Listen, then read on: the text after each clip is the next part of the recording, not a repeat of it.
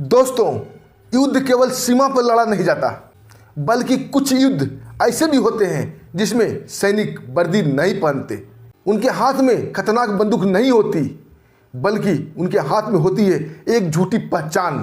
अगर वो झूठी पहचान उजागर हो गई तो उसे अपना देश भी पहचानने से इनकार कर देता है, उसका अपना देश भी उसका नाम लेने से इनकार कर देता है, और फिर उसे मिलती है कुत्ते की तरह एक लावारिस और दर्दनाक मौत। दोस्तों, रात के 2 बजे कराची के आतंकी सरगना का एक अड्डा और एक गुप्त रूम में 3 आतंकी सरगना बैठे हुए, हाथों में खतरनाक हथियार, और सामने कुर्सी पर बैठा हुआ था इमरान कासिम, जिसका असली नाम राजेश चौहान था और भारत का एक खतरनाक जासूस था। तीनों आतंकी सरगना बोलते हैं, इमरान अब तुम क्या कहोगे, तुम ही हो भारतीय जासूस। तभी इमरान ऐसा कुछ कर जाता दोस्तों जो उन तीनों आतंकी सरगना को उम्मीद नहीं थी। एकाएक वो कुर्सी से उठता है और सीना तान के कहता है, हाँ मैं भारत का जासूस हूँ, मैं उस मिट्टी का बेटा हूँ जहाँ मरना भी सौभाग्य की बात है। तभी वो आतंकी सरगना उसके ऊपर गन तान के गोली चलाने ही वाला था। तभी वातावरण में रात के उस अंधेरे में सन्नाटे में गोलियों की तड़तड़ाहट गूंजती है और दरवाजे टूटने की आवाज़ आती है। उसके बाद जो होता है दोस्तों, बड़ा ही गजब, बड़ा ही विचित्र होता है। आइए दोस्तों जानते हैं कैसे एक भारतीय जासूस पाकिस्तान के आतंकी संगठन में घुसकर पाकिस्तान का हर वो आतंकी साजिश को नाकाम कर देता है, और जब वो पकड़ा जाता है तो कैसे भारतीय जावाज खुफिया विभाग के लोग उसे बचा लाते हैं। दोस्तों, कहानी बड़ा ही सस्पेंस वाला, बड़ा ही शानदार है। वीडियो को स्किप नहीं कीजिएगा, पूरा देखिएगा, एक घटना को देखिएगा कैसे भारतीय वीरों ने अपनी वीरता दिखाई है। दोस्तों, ये कहानी की शुरुआत हर बार की तरह इस बार भी 15 अगस्त के पहले शुरू हो चुकी थी। हर बार 15 अगस्त और 26 जनवरी आने से पहले दिल्ली की सड़कें पर, दिल्ली के एयरपोर्ट पर, दिल्ली के लाल किला पर, दिल्ली के रेलवे स्टेशन पर, मेट्रो स्टेशन पर, हर जगह आम लोगों के बीच एक ही बहस छिड़ जाती थी कि इस बार पाकिस्तान क्या करने वाला है। हर जुबान पर एक ही सवाल, इस बार 15 अगस्त पर पाकिस्तान क्या करेगा, कहाँ बम ब्लास्ट करेगा। और इधर दोस्तों, दिल्ली के साउथ ब्लॉक में एक शानदार कमरे में देश के सुरक्षा सलाहकार अजीत डोभाल जी अपने खास लोगों के साथ मीटिंग कर रहे हैं, और इस मीटिंग में शामिल थे कई सुरक्षा एजेंसी के चीफ, बड़े बड़े आर्मी अधिकारी। और मीटिंग का मुद्दा था कि आतंकियों को सीमा पर रोकना ही काफ़ी नहीं है, आतंकियों को सीमा पर मार गिराना ही काफ़ी नहीं है, बल्कि आतंकियों के घर में घुसकर, उनके दिमाग में घुसकर उन्हें मात देना है। और यहीं से शुरू होती है इस खतरनाक कहानी की। इंटेलिजेंस ब्यूरो में एक नया जासूस की भर्ती होती है, और जासूस हर साइड से ट्रेंड था, जिसका नाम था राजेश चौहान, और वो लखनऊ का रहने वाला था। नाटक करने में परफेक्ट, भेष बदलने में परफेक्ट, उर्दू का जानकार, कई भाषा को आसानी से बोल लेता था। और उसकी क्षमता पर निगाह जाती है अजीत डोभाल जी की, और एक प्लानिंग रचते हैं, और प्लानिंग के तहत राजेश चौहान को बुला लिया जाता है, और राव के चीफ को सारी बात समझाकर उसके अंदर उसे भेज दिया जाता है। और दोस्तों, यहाँ से शुरू होता है राजीव चौहान की ट्रेनिंग। उसे उर्दू बोलना, जो कि पहले से ही आता था, और अच्छी तरह से सिखाया जाता है ताकि पाकिस्तानी पुट आ जाए। उर्दू लिखना, उर्दू पढ़ना, नमाज पढ़ना, इस्लामी तौर तरीके, सब कुछ सिखाया जाता है। और 2 महीने में राजीव चौहान बिल्कुल ट्रेंड हो जाता है, और उसका मिशन था आतंकी संगठन में शामिल होना। और दोस्तों, एक झूठी पहचान के साथ, एक झूठी बैकग्राउंड के साथ, और उसे उतार दिया जाता है जम्मू कश्मीर के एक छोटे से पहाड़ी गाँव में। उसका नया नाम था इमरान कासिम, नई पहचान, नया नाम, सब कुछ तैयार कर दिया गया था। उस पहाड़ी गांव में वो रहने लगता है, आम लोगों की काफ़ी मदद करता, बच्चों के साथ खेलता, बुजुर्गों की सेवा करता। कुछ ही दिनों में गांव के लोग उसे अपना लेते हैं, और झूठी पर एक झूठी कहानी रचता है कि भारतीय सेना के द्वारा वो सताए हुआ नौजवान है, कैसे भारतीय सेना ने उसके माता पिता को टॉर्चर करके मार डाला था, और अपना सब कुछ छोड़ के यहाँ पर वो आ गया है ताकि उसे ढूंढ ना पाए कोई। लोग उसकी बातों पर काफ़ी यकीन कर लेते हैं, और कुछ ही दिनों के बाद राजीव चौहान उर्फ इमरान कासिम उसी गांव के एक छोटे से चौराहे पर एक परचून की दुकान खोल लेता है। उस दुकान के सामने ही एक चाय का दुकान भी लगता था, जहां गांव के लोग, गांव की युवा पीढ़ी इकट्ठा होती थी सुबह शाम चाय पीने के लिए। उसी वक्त इमरान कासिम वहाँ जाता था और नवयुवक को भाषण देने लगता था, अपना गुस्सा देश के प्रति निकालने लगता था, देश के सिस्टम को, देश के फौज को और देश के प्रशासन को वो गालियाँ देता, उसे कोसता और आम कश्मीरी को सताए जाने का दर्द दिखाता। कुछ लोग उसकी बातों से काफ़ी प्रभावित होते और दिन पर दिन उसकी ख्याति बढ़ने लगी। कि ये सताया हुआ मजलूम नौजवान है। और ठीक वो जैसा चाहता था वैसा ही होता है। एक दिन शाम को अंधेरे में उससे मिलने एक बुजुर्ग व्यक्ति आता है जिसका नाम था रशीद आलम और लश्कर तैयबा का स्लीपर सेल था। नए नए लड़कों को लश्कर तैयबा में भर्ती करता था। रात के अंधेरे में आता मिलने, उससे बातें करता है और बातों ही बातों में इमरान देश के खिलाफ जहर उगलने लगता है। उसकी मुठ्ठियाँ तन जाती है, नसें उभर जाती है, आंखों में आग दिखने लगता है। रशीद आजम बोलता है, नौजवान तुम्हारे अंदर काफ़ी दर्द है, काफ़ी आग है और मुझे तुम्हारे से नौजवान की ज़रूरत है, चलो मेरे साथ। इमरान उससे पूछता है कि आप कौन हैं? तभी रशीद आजम बोलता है, तुम नाम जानकर मेरा क्या करोगे? तुम्हें अपनी मंजिल जाननी चाहिए।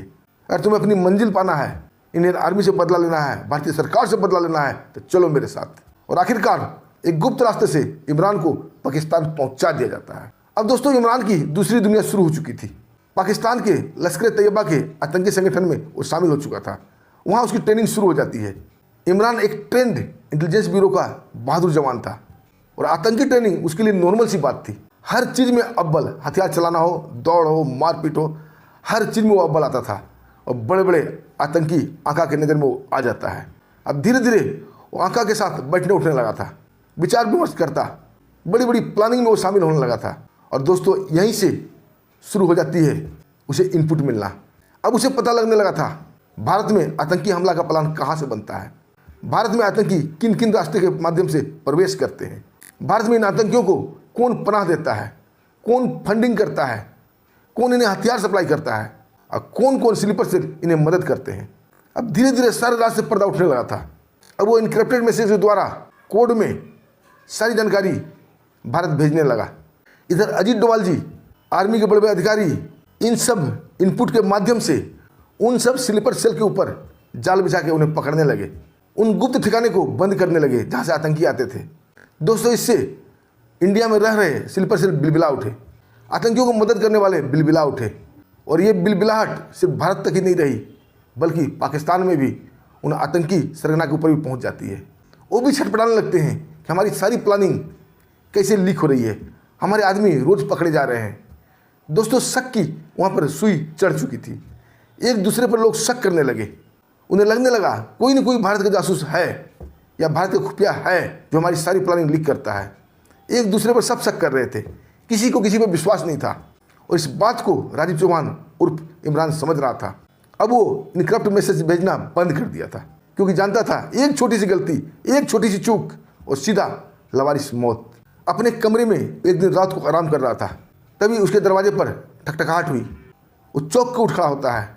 अंदर से उसकी धड़कन तेज हो गई थी, लेकिन बाहर से बिल्कुल सामान्य था। वो अंदर ही अंदर सोच रहा था कि आज मेरा आखिरी दिन आ गया है। और इसी के साथ वो दरवाज़ा खोलता है। सामने 3 लोग खड़े थे। एक आगे बढ़ के बोलता है, इमरान तुझे उस्ताद ने बुलाया है। उस्ताद शब्द मतलब आतंकी सरगना। इमरान कुछ बोल भी नहीं पाता है, उसे उठा लिया जाता है। रात के 2 बजे कराची के आतंकी संगठन के एक गुप्त कमरा में 3-4 लोग बैठे हुए थे। सबके हाथों में खतरनाक हथियार था। वहाँ ले जाकर इमरान को एक कुर्सी पर बैठा दिया जाता है। अब इमरान से पूछताछ शुरू हो गई थी, लेकिन इमरान का उस वक्त साथ देता है इंटेलिजेंस ब्यूरो का वो खतरनाक ट्रेनिंग जो सिखलाता है चाहे कितनी भी मुसीबत आ जाए, जान के लाले क्यों न पड़े हों, लेकिन अपना आत्मविश्वास डगमगाने नहीं देना, डर चेहरे पर हावी नहीं होने देना। और इसी ट्रेनिंग के बदौलत वो कुर्सी पर बैठा रहता है, बिना डरे, निडर भाव से हर सवाल का जवाब देता है। अपना बैकग्राउंड का इतना अच्छा वर्णन करता है, अपनी दर्दनाक कहानी इतनी अच्छी से सुनाता है कि सामने खड़े आतंकियों की आंखों में आंसू आ जाते हैं। वो भी समझने लगे इमरान एक सताया हुआ नौजवान है। और आखिरकार उसे सॉरी बोल के छोड़ दिया जाता है। आतंकी सरगना बोलता है, सॉरी इमरान भाई, लेकिन हमारा पेशा है एक दूसरे पर शक करना। हम सबकी गतिविधि जांच रहे थे। उसे वापस उसे कमरे तक छोड़ दिया जाता है। अब इमरान को लगने लगा था कि ये मौका बार बार आ सकता है और बार बार उसकी मनगढ़ंत कहानी झूठ नहीं चलेगी और एक दिन ऐसा भी आएगा कि वो लावारिस मौत मारा जाएगा। अब इमरान पहले से ज़्यादा सतर्क हो गया था। अब वो इनक्रप्ट मैसेज भेजना बंद कर दिया था। अब उसे कुछ भी मैसेज भेजना होता तो पेंसिल से एक दीवार पर एक कोड पहचान बनाता, वहाँ मैसेज छोड़ देता। और पाकिस्तान में रह रहे भारत के स्लीपर सेल, भारतीय खुफिया विभाग वाले जासूस उस मैसेज को उठा लेते। अब ऐसे ही चलने लगा था। दोस्तों, वक्त आ रहा था 15 अगस्त 2026, यानी कि 8 दिन बाद का। और पाकिस्तान जो कि कुत्ते की दुम है, अपनी आदत से बाज नहीं आने वाला था। और 15 अगस्त में 3 जगह दहलाने की साजिश रचता है पाकिस्तान। पहला नई दिल्ली रेलवे स्टेशन, दूसरा लाल किला और तीसरा मेट्रो स्टेशन। और उस मीटिंग में इमरान उर्फ राजीव चौहान भी शामिल था। जैसे ये प्लानिंग सुनता है, राजीव की पसलियाँ में धड़कन दस्तक दे रही थी। राजीव का दिल चाह रहा था कि अभी इन आतंकियों को ख़त्म कर दे, लेकिन वो मजबूर था। जब सारी प्लानिंग सुन लेता, सारा स्लीपर सेल जो है सबका नाम वहाँ पर लाल अक्षरों से लिखा जाने लगा था। और आतंकी संगठन वाले बोल रहे थे कि हमारे पुराने स्लीपर सेल एक्टिव हो चुके हैं। वो नई दिल्ली में कई जगह सरकारी बाबू बन के रह रहे हैं। मेट्रो स्टेशन पर उनको नौकरी दिला दी गई है और लाल किला के सुरक्षा में भी सेंध लगा दी गई है। इस बार हमारी साजिश नाकाम नहीं हो सकती। इस बार विस्फोट ऐसा तगड़ा होगा कि भारत दहल जाएगा, भारत की आत्मा तक कांप जाएगी, क्योंकि ये प्लानिंग हमने कई महीनों से की है। वहाँ अपने स्लीपर सेल हर जगह तैनात कर दिए हैं। दोस्तों, मीटिंग से राजीव चौहान बाहर निकलता है।